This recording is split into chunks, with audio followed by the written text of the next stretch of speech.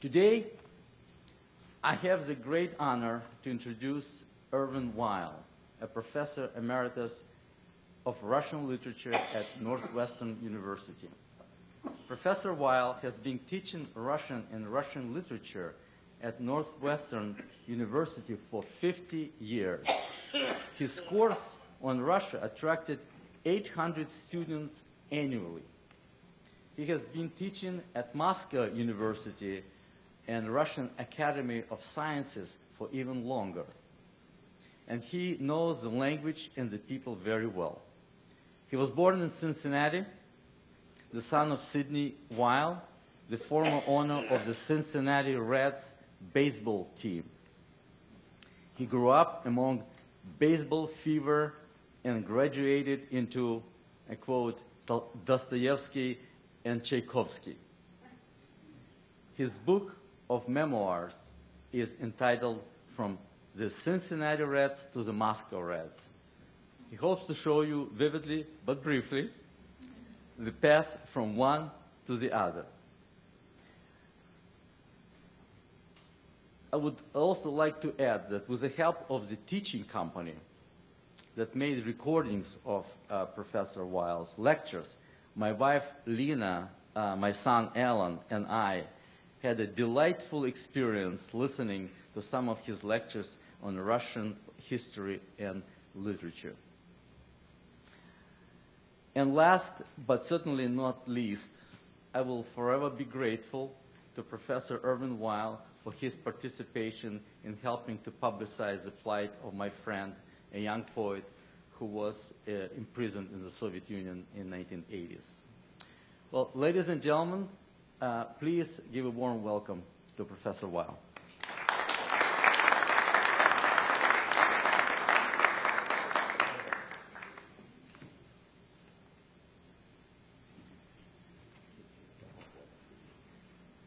Well, thank you very much for your hospitality.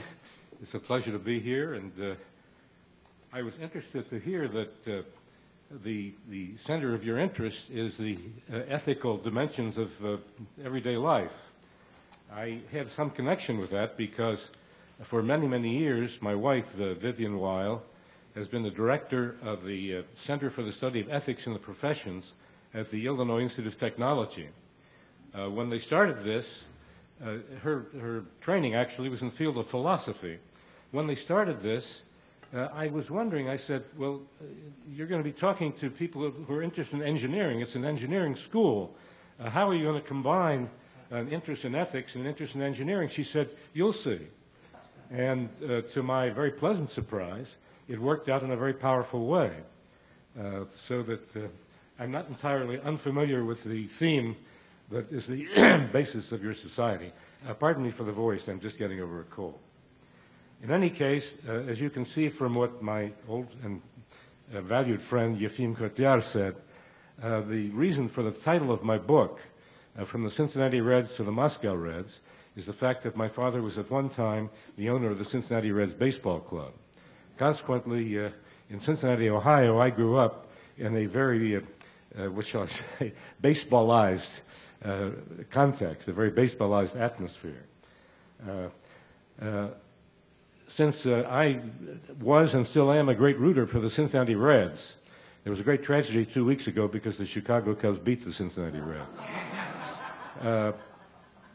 When I got to Moscow many years later, there was a young man who shared what they called a block at Moscow University. The beds were in two separate cubicles, but the whole block was one that we shared with a washroom and that kind of thing. I informed my Soviet friend, and he was a rather nice chap. I said, well, you know, I do root for the Cincinnati Reds. He said, oh, that's wonderful.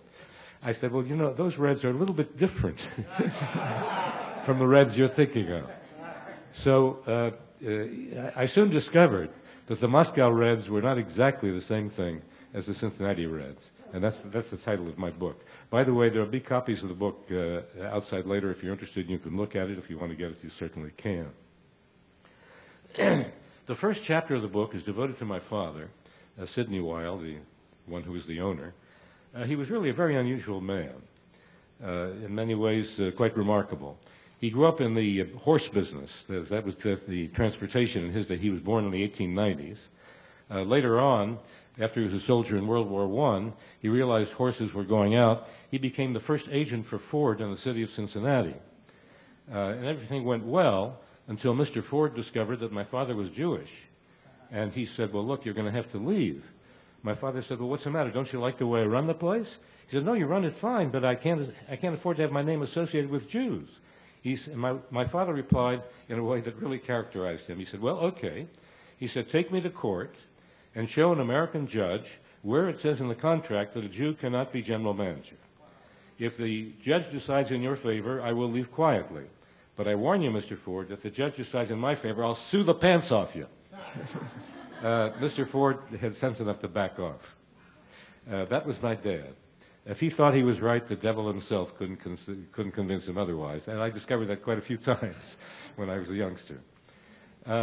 One other incident that you might find interesting, quite a few years later, my father relinquished control of the club in 1933, but he remained friends with two very famous people in the baseball world. One was Branch Rickey, perhaps the older ones among you remember that name, a very important man in baseball.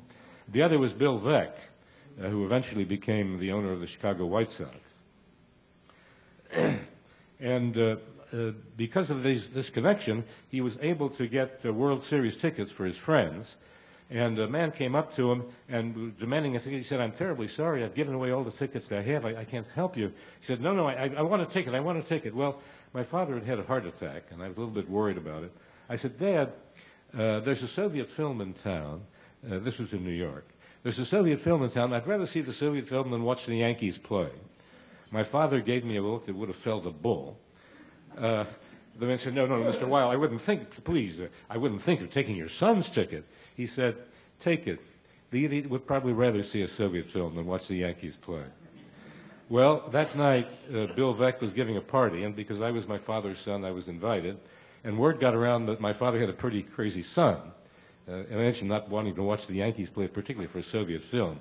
Bill Veeck was the only one who understood. He came up to me and said, well, Irwin, tell me, he said, how'd you like the film? How'd you like the plot? I said, Bill, a Soviet film and you want a plot? Those are some of the experiences of my father. Well, you might enjoy one other incident that happened. In World War II, again, those of you who are my age will remember that Roosevelt stopped the production of civilian cars in order to concentrate on the production of tanks for the American armed forces. Consequently, by the time the war was over, people's cars were pretty run down. And of course, when the new cars began to come in, it became not entirely easy to get one. But my father, with his connections with the automobile industry, managed to get a new car, put it in front of the synagogue with a sign saying, now everybody, we're going to have a lottery. Everybody contribute to the lottery. We'll use the money to pay off the mortgage of the synagogue, and some lucky person will get the car. And my father was quite satisfied. He thought this was a wonderful thing to do. Well, the rabbi came along. The rabbi was Samuel Weil. In Russia, he had been Shmuel Weil. He was born in Russia. And he thought it was a terrible thing. Look, he said, we're not a car agency. You shouldn't put a car. It's not a nice thing to sell a car in front of a synagogue. So he called the dealer and demanded he take the car away. And such was the prestige of the clergy in those days. They took the car away. A few hours later, my father came by and said, what happened to the car?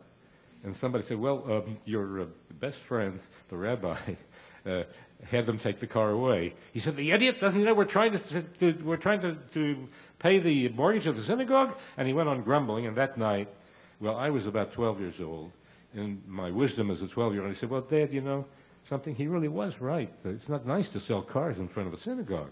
He said, and so what if he was right? If you have listened attentively to this, you'll get some notion. You get some notion of what sort of person my father was. And I think you would find that first chapter very interesting. Of course, I grew up not only under the influence of baseball, but also under the influence of the synagogue. And since I love to sing, I consider myself the best Russian baritone in Evanston, Illinois. But don't get excited, I'm the only Russian baritone in Evanston, Illinois. The leader of the synagogue choir was a man who was aptly named Herr Grimm. He was from Germany, as you might imagine. And he wanted things done right. He had me sing a song, which I thought I sang pretty nicely. He said, "What's the matter with you, Dummkopf? Don't you know how to count? It's 1, 2, 3, 4. Now sing it again and sing it right." For Herr Grimm, the second worst crime in the world was murder. But the first worst crime was singing out of count. And that's how I learned how to sing out of count. It's 1, 2, 3, 4. Well, as you might imagine, I was lucky enough to get a pretty good education. I went to a high school in Cincinnati, which is a rather famous one. It's a public high school, but special for those who are going to college. Two people in particular had very heavy influence on me. One, of course, was the music teacher. The other was the one who dealt with Shakespeare. And because of the fact that I took part in the Shakespeare plays that she put on, to this day I have a pretty good knowledge of quite a few plays by Shakespeare, some of them by heart. I'm very grateful for that. And of course that had a great influence on what I did later on. But I went to the University of Chicago as a freshman. This was back in 1947. Of course, it was not long after World War II. I was introduced to a guy who wrote a remarkable novel. When I read that novel, it hit me like a ton of bricks. I said, "Who is this guy? Something like Dostoevsky or something like that." They said, "Well, if you like that, try something called Crime and Punishment." In those days, of course, I didn't know any Russian. So I went to the bookstore. I said, "Do you have a book by Dostoevsky called Crime and Punishment?" They laughed in my face, gave me the book. I sat down on Saturday night and was introduced to a certain Raskolnikov with the axe under his coat, as you may remember. And by Sunday noon, I had finished the book. My eyes, were like this. I said to myself, boy, this man is really something. I'm going to read him in the original if it kills me. So I enrolled in the Russian language. That was the first Russian language course was given at the University of Chicago after World War II. And it almost killed me, as a matter of fact. But I did learn the Russian language. The head of the department was a man named Babrinskoy. Turns out that this is a very famous aristocratic name in Russia. Not realizing that he was a rather conservative man because he had fought in the armies, in the so-called white armies that fought the Bolsheviks at the time of the revolution. I wrote a paper about Russian Soviet literature which was somewhat on the left. I wouldn't say I was a communist by any means, but still it was left. And what he wrote in the paper was, "Mr. Weil, you write and argue very nicely, but one could look at this from a different point of view." This was the polished manners of the old Russian aristocracy. Word went around that he was a descendant of Catherine the Great. I was a little skeptical about this because, there were hundreds of people who claimed to be Russian Grand Dukes in this country in those days. Most of them, of course, were simply crooks trying to get along. But about 10 or 15 years ago, some friends of mine in what was then Leningrad, now St. Petersburg again, took me to the palace that was built by Paul, the son of Catherine the Great. And we walked down a corridor which had pictures of all of her lovers. As you may know something about her reputation. There were quite a few lovers. And to my amazement, my professor's picture was on that wall. I said, "Professor, what are you doing on that wall?" It turns out that he looked exactly like his great-great-great-great-great-great-grandfather, who indeed was one of the lovers of Catherine the Great. So I was educated by a descendant, illegitimate to be sure, of the great Catherine, the Empress of Russia in the 18th century. As you might imagine, by the time, of course, when I was in college and a fairly young person, it was totally impossible to get to the Soviet Union. It was simply, remember the phrase, the old Iron Curtain, the gates were totally shut. But in 1958, by the way, I've discovered, last too late, there's a mistake in my book. I said President Kennedy signed an agreement with Khrushchev for cultural exchange. It was 1958, and of course Kennedy was not in the White House till 1960. I misremembered that. It was obviously Eisenhower who did it. In any case, they signed an agreement for cultural exchange where young American scholars could come to the Soviet Union for 30 days, and young Soviet scholars could come to the U.S. for the same time. And so in 1960, I'd been to Russia now over 100 times. But 1960 was my first time. Of course, in those days, it wasn't exactly Russia. it was the USSR. And of course, what was the relationship between Russia and the USSR is a very complicated issue, which perhaps I'll go into a little bit in a few minutes. It was enormously exciting. A fellow from Inturist, the agency that took care of foreign tourists, met me at the airport. Oh, well, one thing that I saw that I think, again, you'll find not only amusing, but tells you something about the Soviet Union. In those days, there was a tremendous campaign in the Soviet Union against Coca-Cola, that horrible reactionary bourgeois drink. They talked about the Coca-Colanization of Europe, Coca-Colanizacja Европы. And when the plane, in those days you didn't get a direct flight, the plane landed in Belgium. It landed about the same time that an Aeroflot plane came from the Soviet Union. And people from the Soviet Union poured out of the plane, and they began running, so I thought, well, I'll run after, see where they're going. They ran straight to the bar, and every single one of them wanted to drink Coca-Cola. You know, if the Soviet Union said such horrible things about it, it must be good. So I went up to one of the guys who was drinking. I said, well, tell me, как, это хорошо? He said, no, это неплохо. He said, well, why all of us? That was my introduction to the Soviet Union. When I got there, of course, the Inturist man came up to me speaking. I said, нет, не по-английски, только по-русски, only in Russian. I didn't travel 8,000 miles to talk English. He said, хорошо, дайте мне ваш талон. He said, give me your talon. I said, I'll be very happy to give you my talon, but tell me, what is a talon? That showed my marvelous knowledge of the Russian language. Well, as you might imagine, things got rather exciting, and perhaps I'll tell you one or two things about what happened. I had been working as a graduate student at Harvard University in what eventually turned out to be a dissertation, and after that a book, on the writer. In English he's known as Maxim Gorky. That's actually not his real name. Gorky really means bitter in Russian. His real name is Pyeshkov. But of course the fact that he adopted the name Gorky tells you something about his attitude toward the pre-Soviet Russian regime. He was very upset at what he saw as the repression of the Tsarist regime. Of course, in those days I was very energetic, tried to get everything I could find about what had been written about Gorky, and among other things, found a book by a name that I'd never met before. The name was Chukovsky, Kornei Ivanovich Chukovsky. As a matter of fact, it wasn't easy to get the book. I had to go to the repository library at Harvard to get it. It had been published at the beginning of the 20th century. Now, mind you, the stuff that the Soviets wrote about Gorky was really awful. The great proletarian writer. Well, for one thing, he wasn't proletarian. For another thing, he wasn't always a great writer, but he was an interesting writer.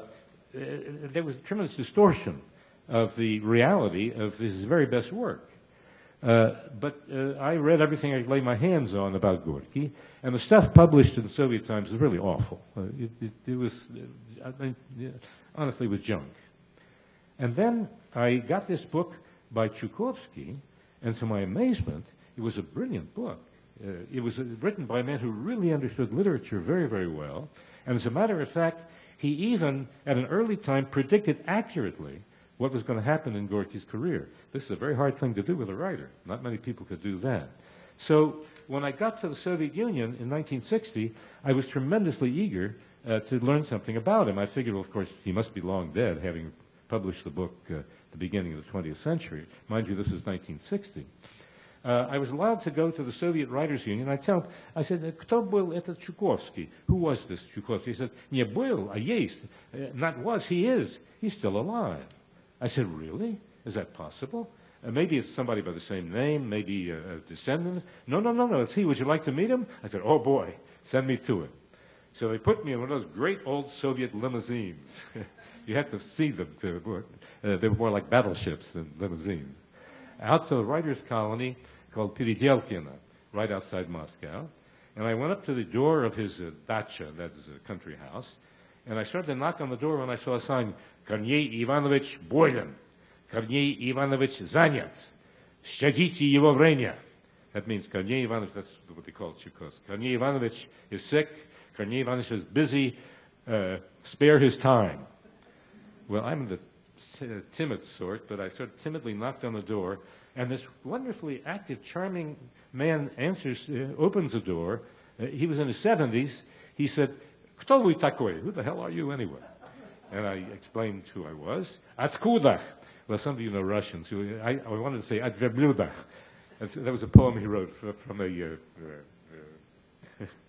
camel, but I didn't dare. And finally he said, "Ну хорошо, давайте в лес." He said, "Let's go into the woods." The dacha was right next to a big forest. "Давайте в лес. A little walk, a little talk, no?" That's, of course, from Alice in Wonderland. So we walk out, and then he turns to me and says, "And if you don't mind, tell me in English, who are you?" I said, "But Mr. Tchaikovsky, I just told you." He said, "Well, that's all right. Tell me again." It suddenly hit me that he wanted to see if I was from a certain organization, which these days is called the KGB. Well, when I began to talk my Cincinnati English, no KGB agent talks English that way. He said, all right. And then he went back in the Russian. He said, "Why have you come?" I said, "I've come because I know that," now this I have to explain the background. In the early 1920s, there was a project sponsored by none other than Gorky, the one I was interested in, to translate all of the great all of the great literature of the world into Russian, so that the Russian proletariat, you understand, this was what the Bolsheviks were trying to make the masters of the country, at least that's what they said, so the Russian proletariat would become educated. And so they had to find a person who really knew English well, who knew English literature well, who could head that commission, and that person was Tchaikovsky. Consequently, from this project, I knew that Tchaikovsky and Gorky were fairly close together. So I said to him, now this was, in Soviet days, a very delicate and possibly dangerous question. I said to him, "I want you to tell me how Gorky died." Now, in 1936, word came out from official Soviet sources that Gorky had been murdered by the evil fascist agents. And of course, immediately the Russian emigration in this country said if he was murdered, it wasn't the fascist agents who did it. You can guess whom they thought did it. He said, "I want you to tell me the truth. How did Gorky die?" And you understand that to talk about this was not entirely without some danger in the Soviet Union. He said to me, and why he did this, by the way, I don't know. After all, I had just met him. He had no reason to know whether or not he could trust me. He said, "Well, some writers and I were in the house when he was dying." I said, "Really?" He said, "Yes." He said, "We were sitting there, and we wanted to get out of the room, and we discovered the door was locked. So we yelled, 'Hey, открой дверь, open the door.'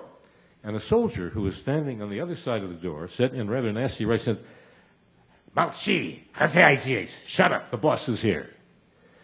Stalin was there, going through the papers of the dying Gorky, because Gorky had written some very famous memoirs about Lenin. Maybe some of you have read that. And Stalin wanted him to write similar memoirs about him, about Stalin. Now, either Stalin found nothing in going through those papers, or he found something he didn't like very much. But in any case, he left, and then he said the doors were open, and we went out. And it was only a day or so later that we heard the story about the so-called murder of Gorky, although we knew very well he had died a natural death. Now, you understand, if I had talked about this openly and said Tchaikovsky told me, it could have gotten him into a great deal of trouble. But somehow or other, I think he understood that I understood that I must protect him. And, of course, in those days, I would never say where I got this information. Now, when it came time to write the book, at that time I was writing a dissertation, but some years later I was writing the book. I wanted to talk about Gorky's death, but although I came to trust Tchaikovsky very much, I used to go to his place every Sunday while I was in Russia, in the Soviet Union. Still, one person's word was not sufficient really to prove what actually happened. But what happened was a book had come out written by a professor at Moscow University named Tagir. Most of the students, I soon learned the students at the university called their professors tanks. Can you perhaps guess why?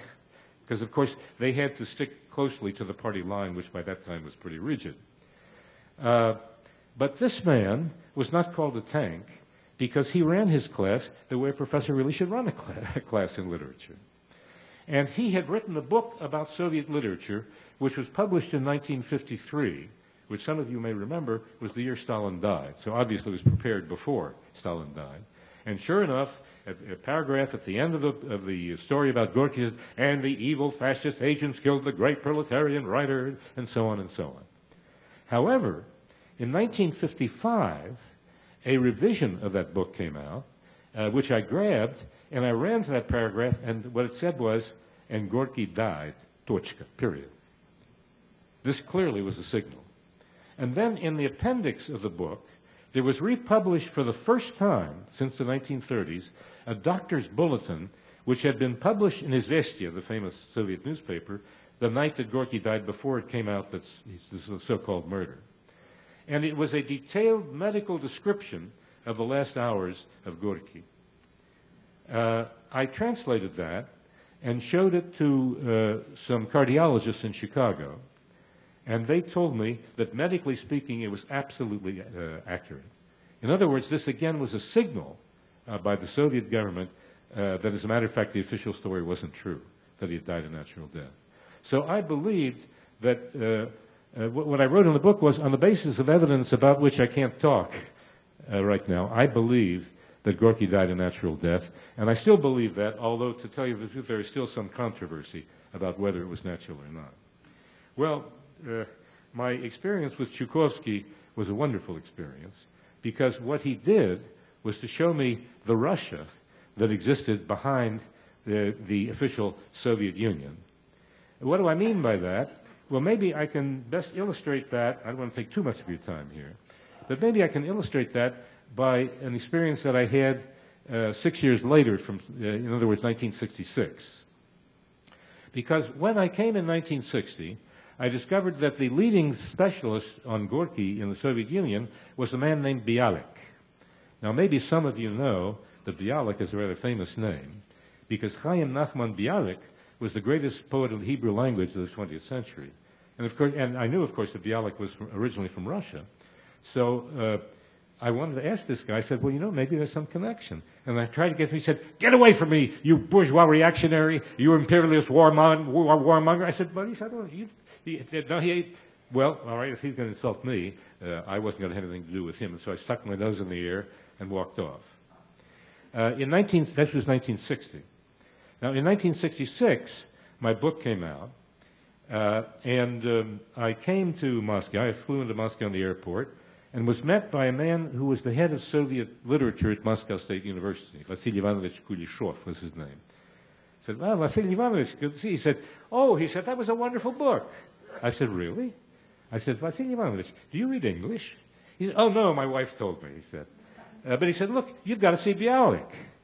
I said, I don't exactly want to see Bialik. He said, he praised your book. I said, what?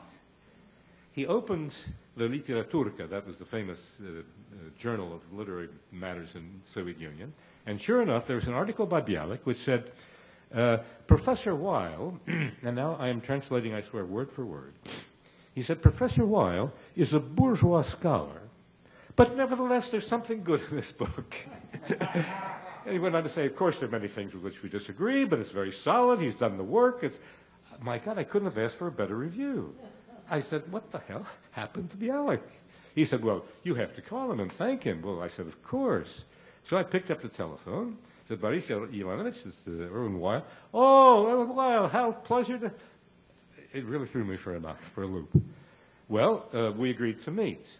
Now, you understand, when I first saw Bialik, he looked a little bit like Raskolnikov. He had one tooth in his mouth. His hands and limbs were all shaking. He was very shabbily dressed. You could practically see the axe under his coat. And when I saw him in 1960, when we met, and he came bounding down the steps, here he was in a three-piece suit with a beer belly, with a mouthful of teeth, gleaming with health. I said, Boris Ivanovich, are you aware that you bear a very famous name? He said, oh, yes. He was my uncle.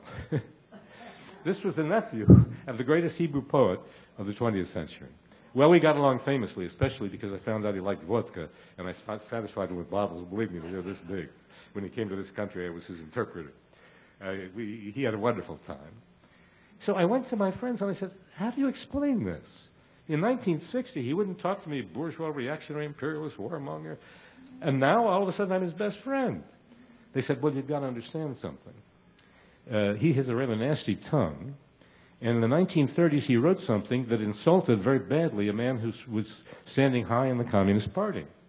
And this guy said, "Хорошо, я испорчу тебе кровь." That means, I'll spoil your blood. In other words, I'll take care of you, buddy. And he put him in what's called in Russian a штрафной батальон, a punishment battalion. Now, the job of the punishment battalions was to show where the mines were, the mines that explode. Can you imagine how? They had to walk over them. That's how they showed where the mines were. If they survived that, they had to show where the German machine gun nests were by walking into them without any weapons so that when the Germans fired, the Russians behind them could take them out with mortar fire. And you can imagine how many of them survived that. The mortality was 98% in those punishment battalions, and this guy survived. And when I met him in 1960, he was still in what the first President Bush called deep doo-doo. He was still in big trouble, and by cursing me and keeping me away from him, he was protecting me, because he knew that if I got close to him, I too would get into trouble. That was one of my first lessons about Soviet reality, you understand? And believe me, I had many other such lessons. I began to learn how one had to conduct oneself if one wanted to get along in the Soviet Union. Now look, I wasn't going to say anything I didn't believe. I wasn't going to say, hooray for the Communist Party and great for communism, and we should have a... I wasn't going to talk that way. But on the other hand, I was not going to talk in a way that would get the Soviet person I was talking to into trouble.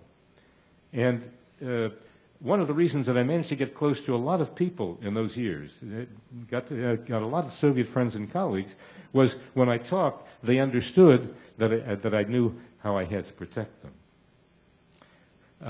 When the young man would come up to me at the Moscow University and say, how was the party? I said, oh, the party was great. I've never been to a bad Russian party. What? Because it's wonderful things.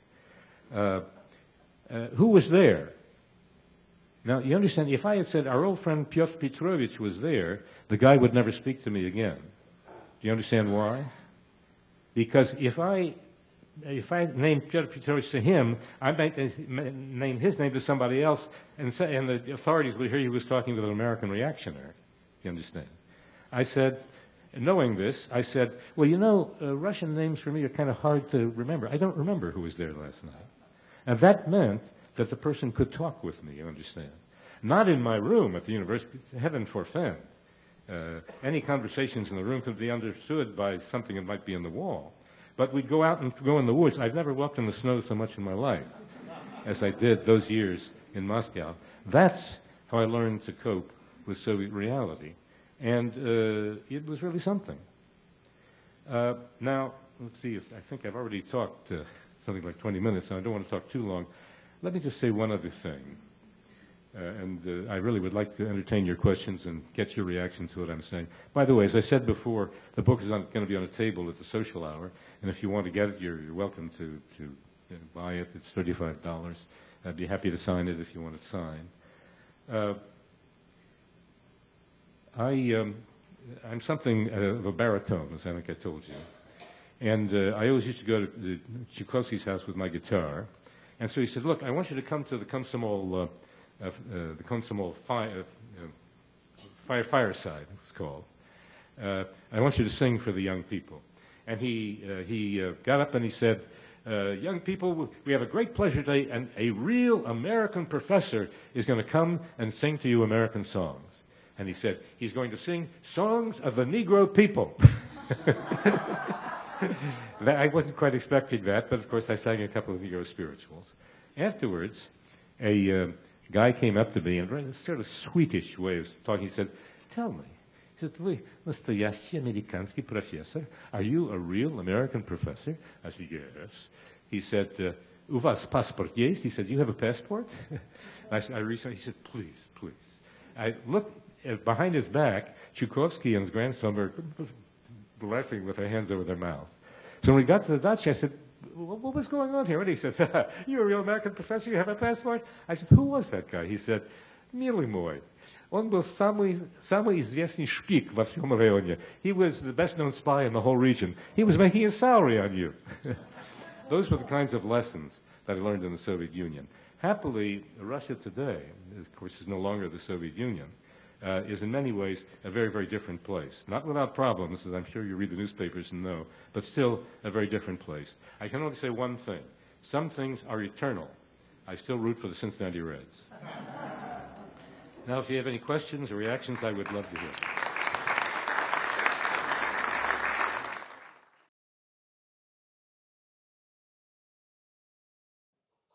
You said the Soviet movies were not very good. When I was younger, there used to be a theater called the Kedzie Annex on Madison and Kedzie, and they used to have an opera with a Russian movie. And I went there for years, and I found the Russian movies very good. I think there were some very good films made. As a matter of fact, you may know that Eisenstein, or Eisenstein as they call them, was the inspirer of many movies in Hollywood. There were some really very fine movies at that time. However, there was also a series of movies that were sheer propaganda. And the movie that I saw in New York was of that sort. It was a bunch of collective farmers who came to the city to learn just how well they used their products, and it was full of statistics and full of propaganda about the collective farms. So what you say is absolutely true. There were some very fine movies, but the one I saw at that time was not a good movie. Not a good movie. Professor Weil? Yeah.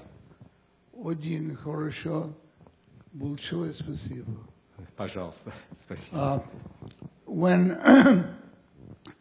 in the 30s, the Russian travel agency Interest was trying to establish itself in New York, and it closed.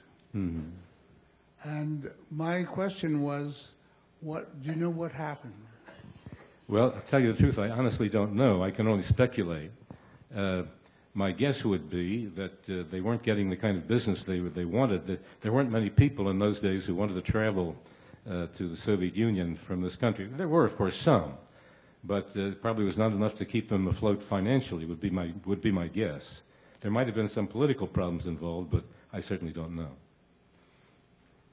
By the way, in that marvel, I forgot to mention, that's the first time I heard it back in the USSR for years and years.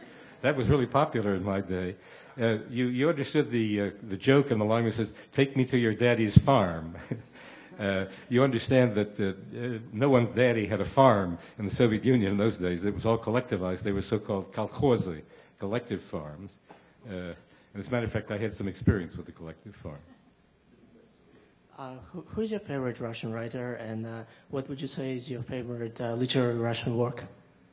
I'm sorry, I didn't quite hear. Who's your favorite Russian writer, and what is your favorite Russian literary work? Could you tell me what he said?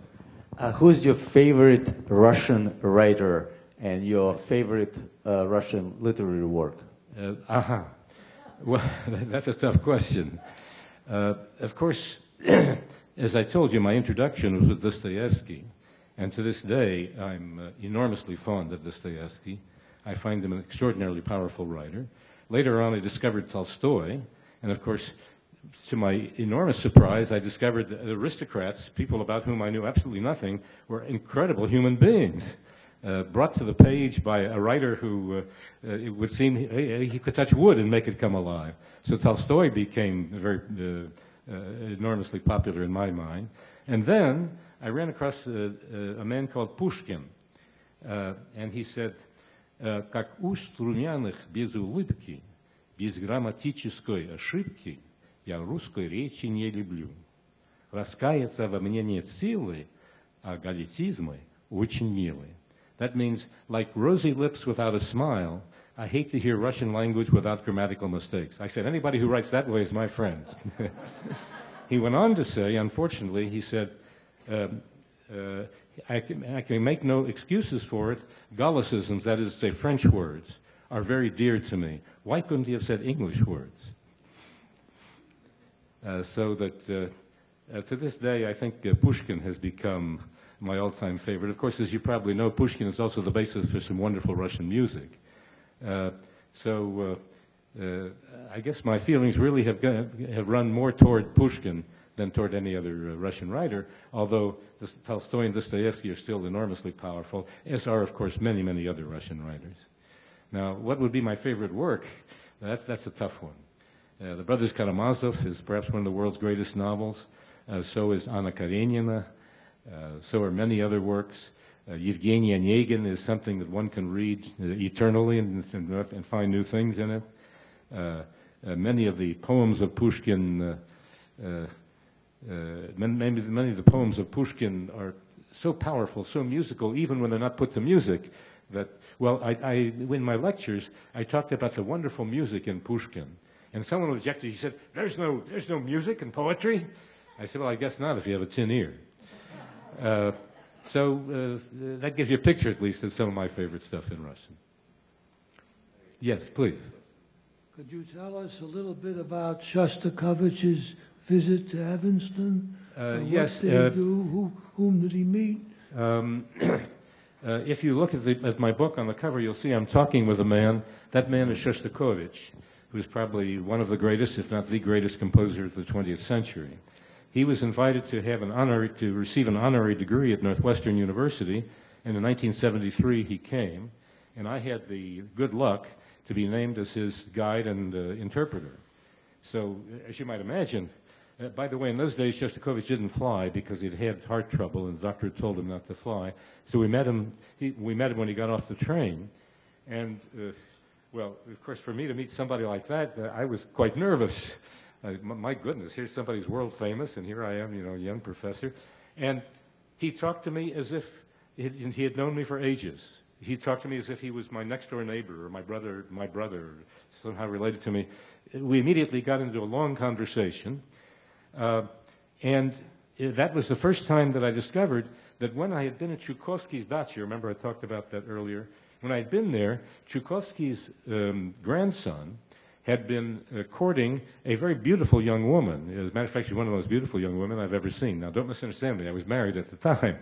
But I didn't know who she was. It turned out that was Shostakovich's daughter. She later married the grandson. Now, of course, she's a grandmother herself. So we began to talk. And, of course, particularly when he learned that I had been with Chukovsky, he was very close to Chukovsky. This all went very well. And he said, tell me, what is this thing they called Watergate? And so I had to give him a long explanation of what happened in Watergate. He said, well, what's so terrible? I said, well, you understand, the president was going into the private affairs of people he had. He said, oh, you children. You should live in the Soviet Union. You've learned how to handle it. He didn't see something terribly unusual about that. We got into many, many different conversations, and of course it was a real thrill to be with him. Time magazine called me and said, tell us, what did it feel like to talk to Shostakovich? I said, I felt like I was talking to Beethoven. Well, they liked that, and they printed it, and oh boy, did I take it. My friends called, hello, Beethoven? And I got an anonymous postcard, which said, and the writing was obviously Slavic, although it was in English. And he said, well, I like Mr. Shostakovich's music too, but Beethoven was too much. Well, later on, quite a few years later, I went to the Russian embassy in Washington, and there was a bust of Shostakovich, and what do you think, right next to it, who do you think there was a bust of? Beethoven. He said, you see, I was right.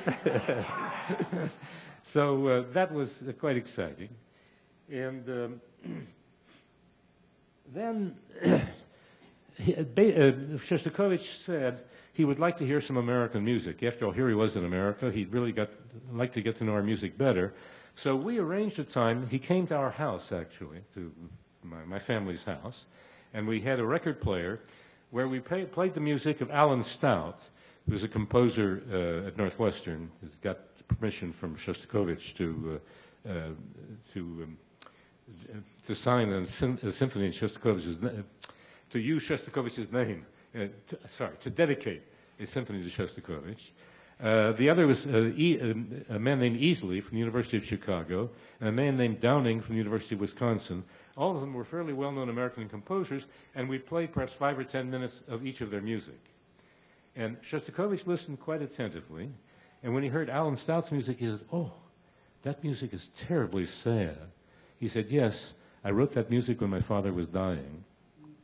And then he heard Easley's music, and he said, "That's very well done. You've particularly worked out the development of the chords in the music." He said, "Well, for Christ's sake, Mr. Shostakovich, my students studied the extended sixth."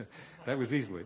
And then he listened to Downey, and Downey said, "Do you think this is too long?" He said, "No, no. You've written it very beautifully. What it means is development."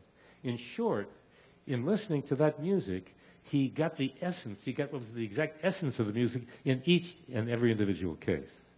And then when we were sitting at the ceremony where he got the honorary degree, by the way, it was interesting, you know, when they announced the honorary degrees, the thousands of people there really are not interested in that. They're interested in their son or their nephew or their niece who's just graduating. There's polite applause, but they're not really interested.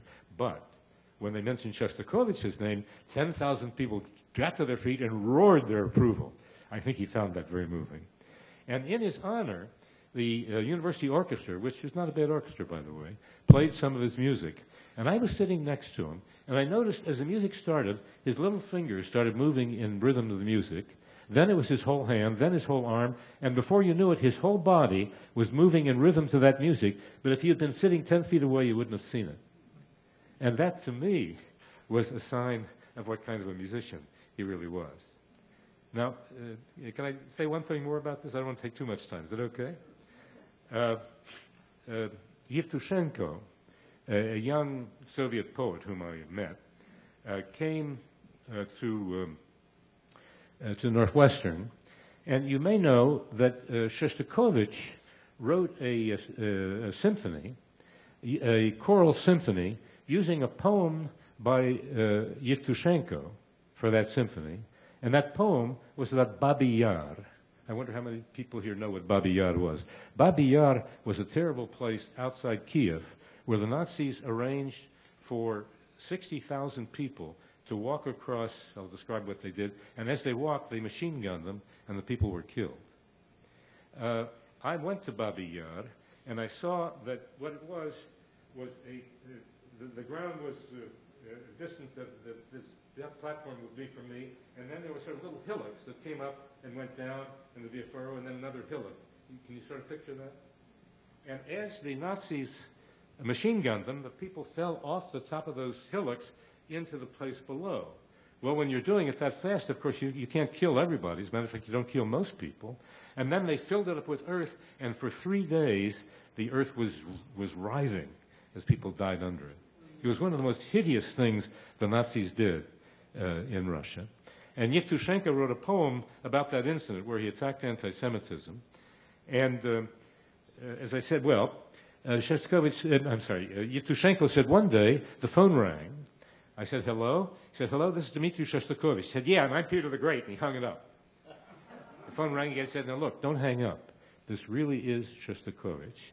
He said, "I want to get your permission to write music to the words of your poetry." He said, "Well, my goodness, what an honor, of course." He said, "Well, in that case, come over, it's all ready." So Shostakovich was a remarkable man. Yeah, some years ago, I heard Irwin Weil at the Oak Park Temple in Oak Park. And at that time, he sang beautifully. Are you still singing? Would you honor us? Well, I'm just getting over a cold, and I've just been talking, but if you want me to hear me sing, of course. Anybody ask me to... If anybody asks me to sing, I take 10 seconds to make up my mind. This is a poem by Lermontov, the poet I mentioned before. Lived at the same time as Pushkin.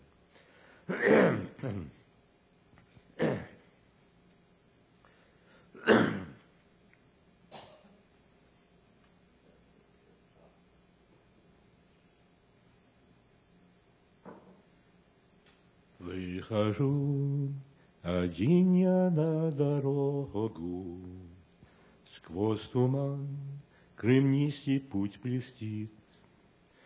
Ночь тиха, пустыня внемлет Богу, и звезда звездою говорит, и звезда звездою говорит. В небесах торжественно и чудно спит земля с сиянием голубом. Что же мне так больно и так трудно? Жду ли чего, жалею ли о чем? Жду чего, жалею ли о чем?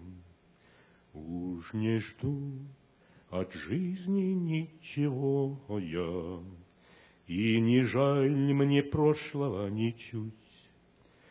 Я ищу свободы и покоя, чтоб дыша вздымалась тихо грудь, чтоб дыша вздымалась тихо грудь.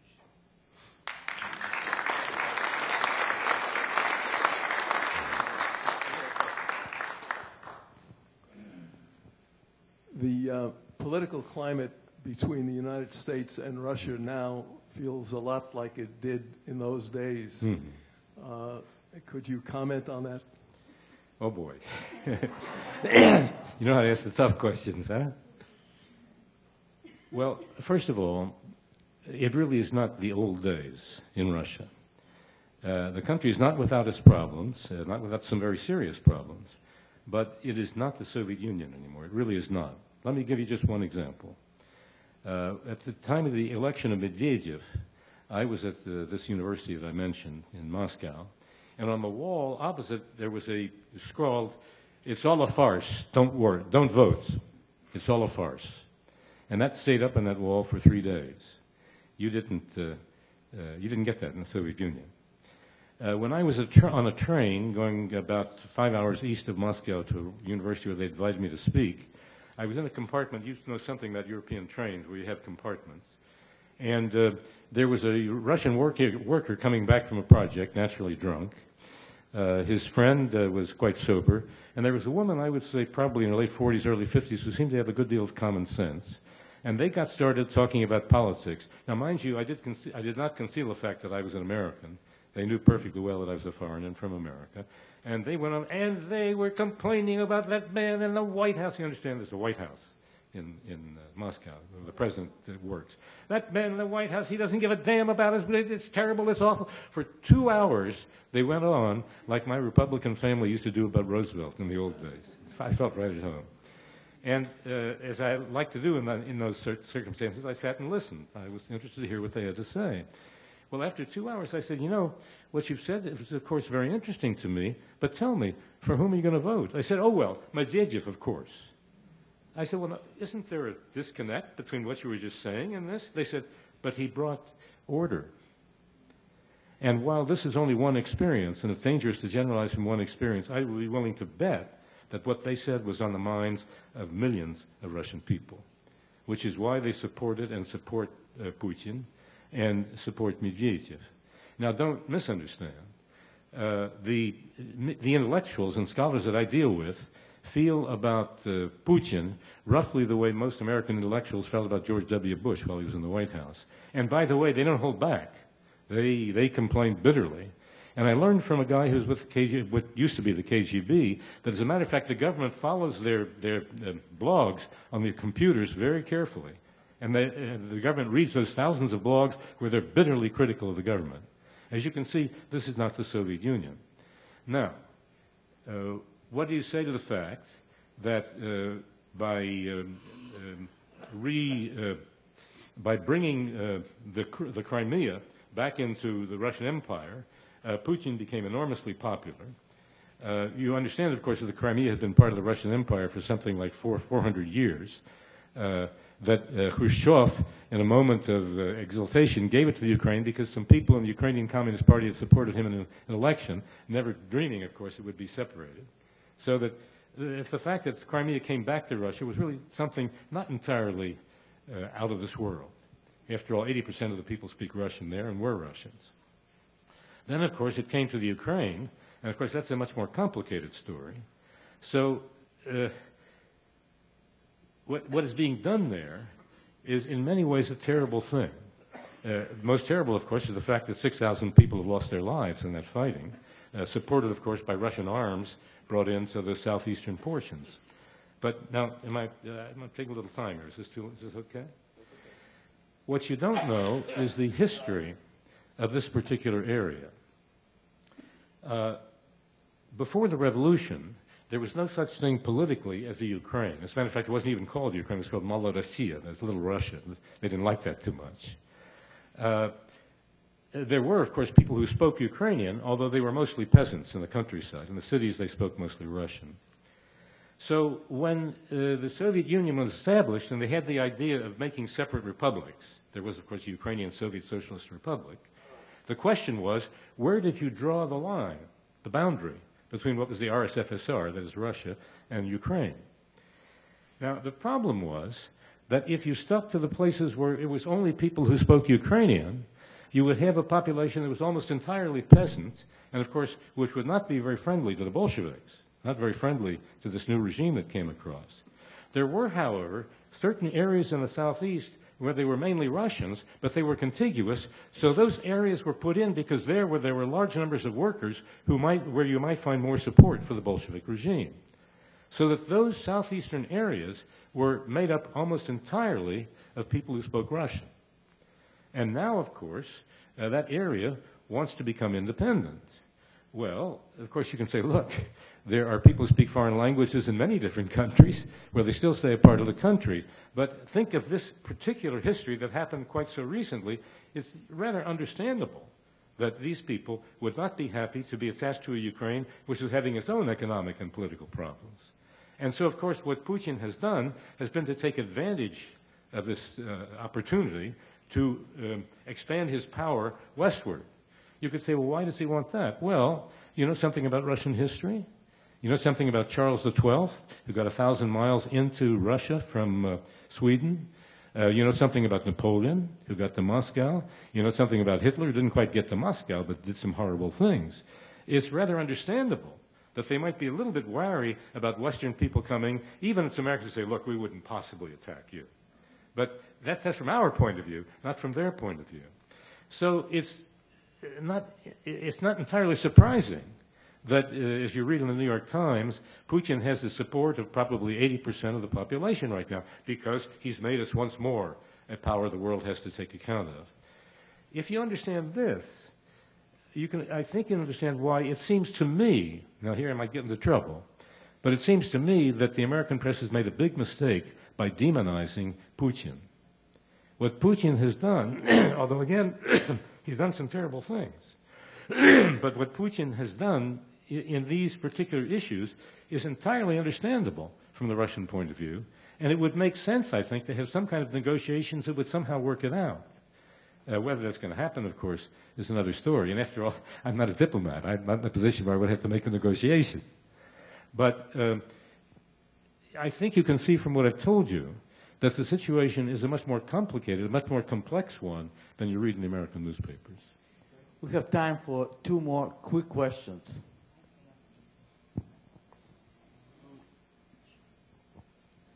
I think I know the answer to this question, but maybe you can give your perspective. For the translations of Russian novels into English, do you think those of us who cannot read Russian are getting a pretty good idea of what's going on? Well, as far as Russian prose is concerned, I think there have been reasonably decent translations. That is, if you really know the language, you can go through any translation and say, well, this is wrong and that's wrong. I mean, that's a child's play. But I would say this. Quite recently, there have been a series of translations which have gotten great praise from many different quarters. And by the way, I'm one of them that would praise them. It's the work done by an American and a Russian working together. The American's name is Pevear, P-E-V-E-A-R. The Russian woman, well, they call it Volkhonsky. Of course, in Russia it would be Volkhonskaya. It seems to me that the two of them have done very good jobs in translation. Now, when it comes to poetry, oh boy, that's a tougher one. You know, sometimes poetry has been defined as that which it's impossible to translate. Pushkin in particular is terribly difficult because it's the genius of simplicity. And simplicity is 10 times harder to translate than complexity in poetry. So that's the short story, not the Russian novel.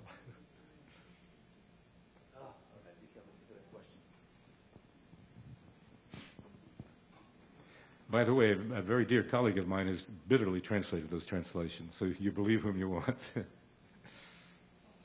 Thank you for a great talk. Thank you. You mentioned that you had some experience with the collective farms, and I'm very curious what you have to say about them. Yeah, as a matter of fact, well, I had two experiences. Once, when the early time I was there in 1960, I was surrounded by young people who had heard I was an American, wanted to know all about America. And one said, and give my best regard to the American kolkhozniki, the American collective farms. I said, well, you understand, we don't have. He said, no, give my regards to the American collective farmers. I said, okay, I certainly will. Later on that time, I had the chance to be in an automobile going from Moscow to, in those days, Leningrad.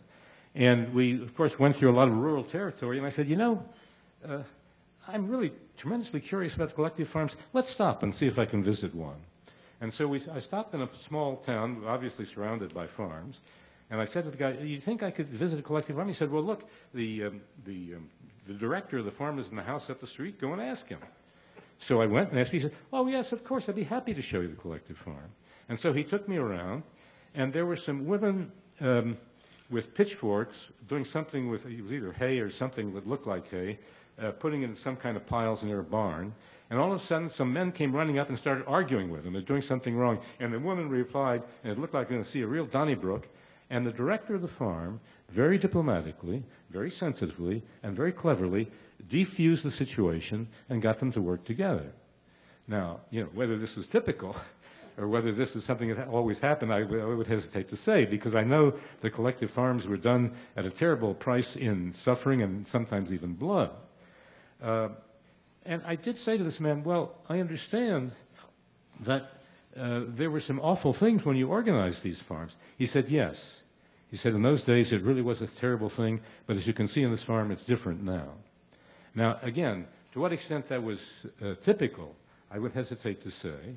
And, of course, I know that the result of the collective farms was that by I'm trying to remember the exact date now, I think it was 1955 or 60, there was a shortage of wheat in Russia. They had to import wheat from Canada. Remember that Russia in the 19th century had been known as the breadbasket of Europe, and here they were importing wheat. That said something about the collective farms, not so good. But my personal experience was as I've described it. Thank you so much. Thank you so much.